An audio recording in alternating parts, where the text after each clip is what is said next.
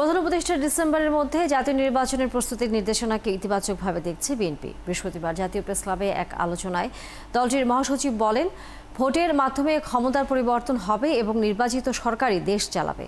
নির্বাচন কমিশন দ্রুত নির্বাচনী পরিবেশ তৈরি করবে বলেও প্রত্যাশা করেন মির্জা ফখরুল। শফিকুল হকের প্রতিবেদন। জুলাইয়ে ছাত্র জনতার গণঅভ্যুত্থানে সাংবাদিকদের ভূমিকা কি ছিল তা নিয়ে ফেডারেল সাংবাদিক ইউনিয়ন এবং ঢাকা সাংবাদিক ইউনিয়নের এই আলোচনা সভা। বৈষম্যমুক্ত বাংলাদেশ চেয়েছি, আমরা সেই বৈষম্যমুক্ত বাংলাদেশ কি পেয়েছি কিনা। সভায় সাংবাদিক ছাড়াও অংশ নেন বিভিন্ন রাজনৈতিক দলের শীর্ষ নেতারা। আলোচনা হয় অভ্যুত্থান পরবর্তী নানা সংকট ও সম্ভাবনা নিয়ে। দেশ হোক আমাদের জন্য আসল টার্গেট। নেতারা জানান, ব্যক্তি হাসিনা পালিয়ে গেলেও রাষ্ট্রের বিভিন্ন জায়গায় ফ্যাসিবাদের দোসররা ঘাপটি মেরে বসে আছে। রাষ্ট্রযন্ত্রের সর্বত্র ফ্যাসিবাদের প্রতাত্তারা আছে। দিল্লির আধিপত্যবাদের কালো থাবা এখনো চতুর্দিক থেকে চেয়ে বসছে। ব্যবসা বাণিজ্য, রাজনীতি, আন্তর্জাতিক নীতি, কূটনীতি, ইভেন সামনের নির্বাচন নিয়ে জনগণের আকাঙ্ক্ষাকে কি করে ধুলায় মিশিয়ে দেওয়া যায় তার চক্রান্ত এখনো কিন্তু বিদ্যমান।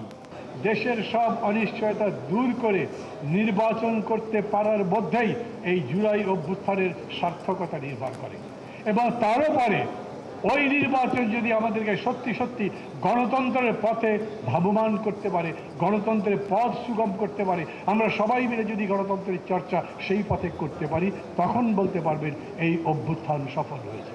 এটা যদি না হতে পারে ওটাও হতে পারবে না, এরকম বক্তব্য দিচ্ছেন আমাদের তরুণ নেতৃত্বের কতিপয় নেতা। এই অধিকার তো আপনার নাই। এই যে মানসিকতা আর পলায়নকৃত স্বৈরাচারের মানসিকতা একই মানসিকতা। মির্জা ফখরুল ইসলাম আলমগীর বলেন, বিএনপি সংস্কার আটকে দিচ্ছে এমন যে কথা উঠছে সেটি অন্যায়।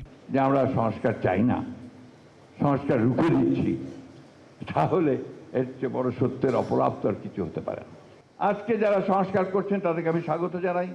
তারা অনেক বড় বড় চাকরি করতেন বিদেশে, অনেক লেখাপড়া করেছেন, ইউনিভার্সিটিতে পড়াতেন, আসছেন, তারা বাংলাদেশের মানুষের জন্য অত্যন্ত সুন্দর সুন্দর চিন্তা করে সামনে নিয়ে এসেছেন। আমরা সেটা প্রপার দেখেছি, দেখে আমরা যেটাকে মনে করেছি যে এই দেশের মানুষের সঙ্গে সঙ্গতিপূর্ণ, সেই বিষয়গুলোকে সামনে আনার চেষ্টা করেছি। প্রধান উপদেষ্টা ডিসেম্বরের মধ্যে নির্বাচনের প্রস্তুতি সম্পন্ন করার যে নির্দেশনা দিয়েছে সেই ঘোষণাকে স্বাগত জানান বিএনপি মহাসচিব। ইউনূসকে ধন্যবাদ দিতে চাই এই ফোরাম থেকে, যে তিনি নির্দেশ দিয়েছেন ডিসেম্বরের মধ্যে নির্বাচনের সব কাজ গুছিয়ে রাখার জন্য নির্বাচন কমিশনকে। এটা একটা অত্যন্ত ইতিবাচক ব্যাপার। আমরা বিশ্বাস করি যে নির্বাচনের মাধ্যমেই ক্ষমতার পরিবর্তন হবে এবং সেই নির্বাচিত সরকারই একমাত্র দেশ চালাবে এবং তার সমস্যাগুলো সমাধান করবে। আমরা কেন এই সরকারের কাছে সব চাচ্ছি? এটা অন্তর্বর্তীকালীন সরকার। এখানে যারা আছেন তাদের রাজনীতি সম্পর্কে, দেশের মানুষ সম্পর্কে আমাদের চেয়ে বেশি ধারণা আছে নাকি? প্রতিবেশী দেশ ভারতের সাথে বোঝাপড়া আর যুক্তরাষ্ট্রের সঙ্গে শুল্ক ইস্যুতে অন্তর্বর্তী সরকারের জোরালো ভূমিকাও প্রত্যাশা করেন মির্জা ফখরুল। সবচেয়ে যোগ্য ব্যক্তিদের এই সম্পর্কে বার্গেন করা নিয়ে তাদের মার্কিন যুক্তরাষ্ট্রের সঙ্গে কাজ করাটা প্রয়োজন ছিল, তো সময় বোধহয় এখনো চলে যায়নি। এর আগে জুলাই অভ্যুত্থানে শহীদ সাংবাদিকদের পরিবারের সদস্যদের সম্মাননা তুলে দেন বিএনপির এই শীর্ষ নেতা। শফিকুল হক, ৭১, ঢাকা।